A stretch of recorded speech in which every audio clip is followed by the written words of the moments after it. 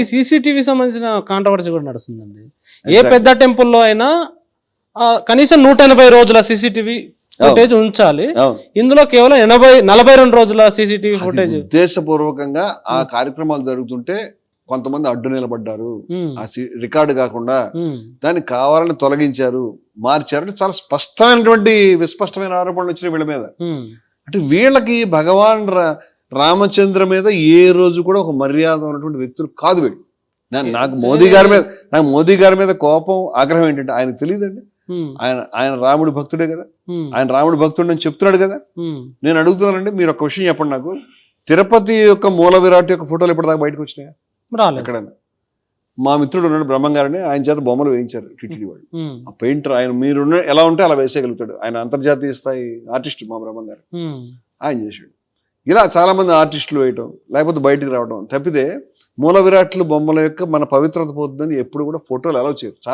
చాలా టెంపుల్స్ బయట మీరు కెమెరాలు అవన్నీ బయట పెట్టండి, కెమెరాలు బయట పెట్టండి, camera sir not allowed, mobile sir not allowed అని ప్రతి టెంపుల్లో ఉంటుంది. అలాగే పూరి జగన్నాథ ఆలయం నిజమైనటువంటి విగ్రహాలు ఎప్పుడైనా బయటకు వస్తాయండి? బొమ్మలు అవే కదా మీకు బయటకు వచ్చేవి.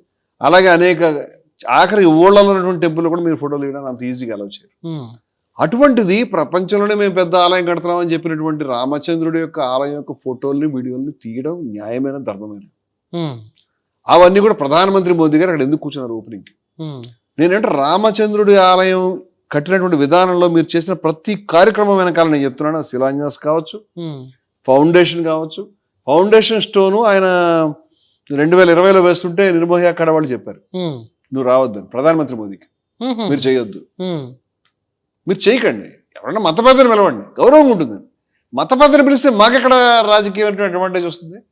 ఇవాళ చాలా మంది భాజపా బీజేపీ వాళ్ళు మేము రాముడి గుడి కట్టామంటారు. అవును, బరాబర్ చెప్తున్నారు ప్రతి మీటింగ్. రాముడి గుడి ఎలా వచ్చిందండి? ఎలా వచ్చింది? నేను అడుగుతున్నా చెప్పండి. కోర్టు తీర్పు ద్వారా వచ్చింది. కోర్టు 2019లో సుప్రీంకోర్టు ఈ తీర్పు ఇచ్చింది. కొట్లాడితే వచ్చిందని వాళ్ళు చెప్తున్నారు. కొట్లాడినటువంటి పార్టీ ఎవరో ఇందాక నేను చెప్పాను. నేనేమన్నానంటే ఈ కోర్టు తీర్పు ద్వారా, కోర్టు గ్రాంట్ చేయడం ద్వారా వచ్చిందని ప్రధాని మోదీ కట్టాడని అలా చెప్తారు. ఇన్ కేసు కోర్టు తీర్పు ఇవ్వకపోతే ప్రధాని మోదీ గారు కట్టలేకపోయాడు. ప్రధాని మోదీ గారు కట్టింది, ట్రస్ట్ కట్టింది.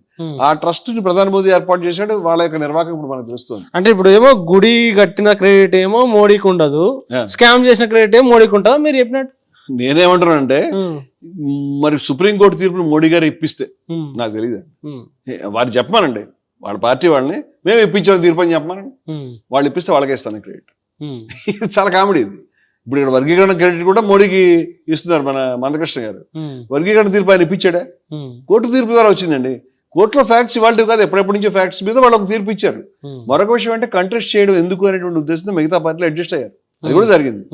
దాన్ని ఓకే, ఏదైనా కానీ ప్రజల్లో సామరస్యం వచ్చింది నా తీర్పు వల్ల, నేను ఆ తీర్పుని గౌరవిస్తాను. అది చాలా మంది పెద్దలు న్యాయపరంగా కరెక్టో కాదు కానీ సామరస్యం తెచ్చింది, మనకు ఎందుకు గొడవ అన్నారు. నేనేమంటానంటే సుప్రీంకోర్టు చేసినటువంటి పంచాయతీ కంటే కూడా ప్రజల మధ్య ఒక ఒప్పందం జరుగుంటే బాగుండేది. వీళ్ళు ఉన్నప్పుడు వాళ్ళు ఉన్నప్పుడు అటు రాజకీయ నాయకులు ఇటు రాజకీయ నాయకులు. బాబ్రీ మసీదు కమిటీ కూడా ఏదైతే ఉందో దాన్ని ముస్లిం రాజకీయ నాయకులు కొంతమంది ఇన్వాల్వ్ అయినారు. షాబుద్దీన్ గారు ఇన్వాల్వ్ అయ్యాడు దాంట్లో, ఆయన అంతకుముందు రాజకీయ నాయకుడే. అలాగే ఇటువైపు హిందూ రాజకీయ నాయకులు, హిందూ మతోన్మాద రాజకీయ నాయకులు ఇన్వాల్వ్ అయ్యారు. ఈ రాజకీయ నాయకులు ఎప్పటికీ సయోధ్య కుదరచ్చు. గతంలో కూడా మనకి అనేక సందర్భాల్లో అక్కడ అయోధ్య మీద సయోధ్య కుదిరిస్తే బ్రిటిష్ వాళ్ళు ఒక సందర్భంలో ఉరితీశారని చరిత్రలో, ఆ సయోధ్య కుదుర్చుకున్న పెద్దల్ని హిందూ ముస్లిం పెద్దలను ఉరితీశారని చెప్తారు. మన మధ్య సయోధ్య ఉండకూడదని బ్రిటిష్ వాళ్ళ ఆలోచన. ఆ ఆలోచన ఇవాళ హిందూ ముస్లిం మతోన్మాదుల ఆలోచన. ఇద్దరు కూడా సయోధ్య కోరుకోరు. సయోధ్య ద్వారా జరిగితే రామచంద్రుడి ఆలయం అనేది ఎంతో శాంతిని తీసుకొచ్చేది. కోర్టు తీర్పు ఆ లోటు కొంతవరకు తీర్చింది. కానీ మళ్ళీ వీళ్ళు ఎంటర్ అయ్యారు. ఎంటర్ ఏం చేశారంటే మీరు మొత్తం చరిత్ర చూడండి. శిలాన్యాస్ జరిగిన ఒక కార్యక్రమం జరిగిన అక్కడ ఉన్న ఎలక్షన్తో లింక్ ఉంది. నెక్స్ట్ ఇంకో ఎలక్షన్ ఉంటేనే చేస్తాడు వీడు. ఇప్పుడు 2023 జనవరిన ఎలక్షన్ కి వెళ్లేటువంటి పరిస్థితిలో ధైర్యం లేక 2024లో జనవరి 22 రోజు బార్ 400 పార్ అని చెప్పుకున్నాడు. కానీ వాళ్ళ లెక్కలు వాళ్ళకు ఉన్నాయి. ఇది అయ్యే పని కాదు అనేది. మనం తగ్గినాయి కదండి, మళ్ళీ జనాలు చేర్చుకోబట్టి పెరిగారు, అది వేరే విషయం. ఇది మనకు బలం రావాలనేటువంటి ఉద్దేశంతో జనవరిలో గుడి యొక్క ఓపెనింగ్ హడావుడిగా చేయించి 2024 ఇంకో 4-5 నెలల్లో జూన్లోనే ఎప్పుడు ఎన్నికలు జరిగినాయి, ఏప్రిల్ అనుకుంటాను. ఏప్రిల్ జరిగింది. అయితే నేనేమంటానంటే మొన్న ఒక చర్చలో అంటే ఒక బీజేపీ పెద్దలు ఏంటండి ఇంకా ఆలయం ఇంకా మేము వసూలు ఇంకా చేస్తాం, ఇంకా అది పూర్తి కాలేదండి, మేము దానికి సంబంధించి ఇంకా నిర్మాణమే పూర్తి కాలేదు, మీరు ఎందుకు గొడవ చేస్తారు, ఇంకా వసూలు కూడా జరగాలనే టోన్లో మాట్లాడారు. ఇంకా 2026 నేను అడిగిన విషయం ఏంటంటే, మహానుభావ చాలా నమస్కారం, నిర్మాణం పూర్తి కాలేదు తమరే చెప్తారు కదా, ఓపెనింగ్ ఎందుకు చేశారు? నిర్మాణం పూర్తి కాలేదని మీరే చెప్తున్నారు.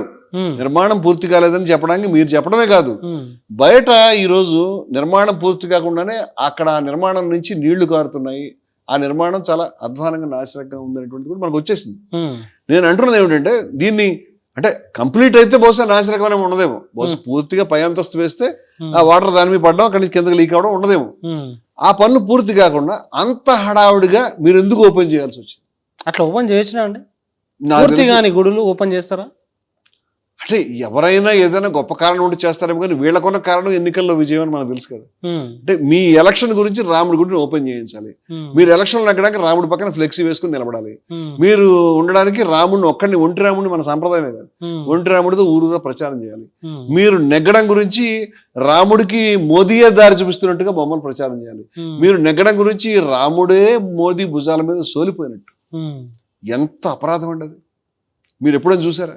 ఏ క్రైస్తవ దేశంలోనైనా జీసస్ ట్రంప్ మీద ఇలా పడుకున్నట్టుగాను, మార్గరెట్ థాచర్ మీద, లేకపోతే అక్కడ ఉన్నటువంటి ముఖ్యమంత్రుల మీద, ప్రధానమంత్రుల మీద, రాజకీయ నాయకుల దగ్గర దైవం వాళ్ళ యొక్క సహాయం తీసుకుంటున్నట్టుగా, వాళ్ళకంట తక్కువ ఉన్నట్టుగా. మరి రాముడు మోదీ మీద ఇట్లా సోలిపోతే రాముడు బలంగా ఉన్నాడు, మోదీ గారు బలంగా ఉన్నాడు? మోదీ గారు రాముడి కంటే బలమైన వ్యక్తి అంటే రాముడికే దారి చూపిస్తారా? రాముడికే భుజాన్ని ఆసరా ఇవ్వగలుగుతారా మీరు? రాముడి పక్కన మోదీ బొమ్మ ఫ్లెక్సీలో పెట్టినటువంటి వాళ్ళు దైవం పట్ల అపరాధం చేస్తున్నారా లేదా? హరహర మహాదేవ్ అనేటువంటి వారణాసిలో ఒక పుణ్యమైనటువంటి నినాదం మోగే చోట హరహర్ మోదీ, గర్ గర్ మోదీ అని నినాదం ఇచ్చేవాళ్ళు హిందూ మతాన్ని ఉపయోగించుకుంటున్నారా? శివుడికి ఉపకారం చేస్తారా? శివుడి యొక్క పేరు వాడుకుంటారా? మతాన్ని వాడుకోవాలి, ఎలాగైనా సరే కుర్చీలోకి రావాలి. రాముడి ఆలయాన్ని కూడా అందుకే ఓపెన్ చేశారు. ఇన్ని రకాల ఆలోచనలు ఉండి ధార్మికమైన ఆలోచనలు లేకపోతే అటువంటి వ్యక్తులు నిర్మించే ట్రస్టులు, అటువంటి ఉద్దేశాలతో చేసే పనుల్లో అవినీతి కాబట్టి మరి ఏముంటుంది? మీకు ఏమాత్రం నీతి నిజాయితీ ఉన్నా ఏం జరగాలండి? ఇప్పుడు రాముడి గుడి చూడండి, నేను రాను. ఇప్పుడు రాముడి గుడిని నేను రాజకీయాలకు వాడను. రాముడి గుడి భవ్యమైన నిర్మాణం జరగాలి. ఆ తర్వాత ఆయన భయం, మళ్ళీ నేను వస్తాను రాను, పోనీ ఆయన ఎవడో ప్రధాని వస్తే ఆయన చేయాలని అనుకోవాలి. అలా కాదు, రాముడి గుడి నేను చేసినట్టు కనిపించాలి, నేను ఎన్నికల్లో దీన్ని ఉపయోగించుకుని నెగ్గాలని కోరుకున్నప్పుడు రాముడి మీ భక్తుందా, కుర్చీ మీ భక్తుందా? కుర్చీ మీ భక్తున్నటువంటి వ్యక్తులు కింద నుంచి పైదాకా ఉన్నటువంటి వ్యవస్థలో రాముడికి, మతానికి, ధర్మానికి న్యాయం ఎక్కడ జరుగుతుంది? ఇప్పుడు జరుగుతున్న కుంభకోణం అందుకే జరిగింది కదా. వీళ్ళు నిజమైన భక్తులు అయితే ఇలా జరుగుతుందా? ట్రస్ట్ మొత్తం ఇన్ని రకాలుగా, ఏదో చిన్న ఎవరైనా సింహాచలం ఆలయంలో మా చిన్నప్పుడు దొంగలు వచ్చి దోచుకెళ్ళారు. గజనీ మహమ్మద్, గోరీ మహమ్మద్ ఆలయాలు భద్రకొట్టి లూటీ చేస్తారు. దుర్మార్గులు వాళ్ళు, మతోన్మాదులు వాళ్ళు, నీచులు, దొంగలు. ఎన్నైనా తిట్టమండి, ఏ మాట అంటాను. కానీ ఇప్పుడు ఒక ఇన్సిడెంట్ కాదు, నెలల తరబడి రికార్డులు మార్చడం, నెలల తరబడి ఇక్కడ వచ్చినటువంటి గిఫ్ట్లని ఎంటర్ చేయకపోవడం, నోట్లను ఎంటర్ చేయకపోవడం, నోట్లను ఎక్కువ కట్ట తీసుకెళ్లి బ్యాంకు దాకా, ఆ బ్యాంకు ముందు దాన్ని తీసుకెళ్లి జేబులో పెట్టుకుని నోట్లను బ్యాంకులో వేసే ప్రయత్నం చేయడం, ఇలాంటివన్నీ జరుగుతుంటే, సిస్టమేటిక్ గా రోజుల తరబడి జరుగుతుంటే, మరి ఇది ఒక చిన్న దొంగతనం కాదు కదా. వ్యవస్థ మొత్తం ఇన్వాల్వ్ అవుతుంది, ట్రస్ట్ మొత్తం దీంట్లో ఎవరెవరు ఇన్వాల్వ్ అయినారు. చాలా ఇంపార్టెంట్ చెప్పారు మీరు. భూ వివాదం అనేటువంటి ఎంత దారుణం అంటే 2 కోట్ల కొని 18.5 కోట్లకి దాన్ని రాముడి ఆలయానికి, రాముడికి 18.5 కోట్లకి అమ్మారు. 2 కోట్లకి అమ్మడం, 10 నిమిషాలు ఆయనకి అమ్మడం, 10 నిమిషాల మధ్యలో గ్యాప్ ఉంది. ఇంత దారుణం అసలు. దాన్ని చెప్తే దాన్ని కూడా సమర్థించుకుంటారు. మీరు ఏదైనా సమర్థించుకుంటారు.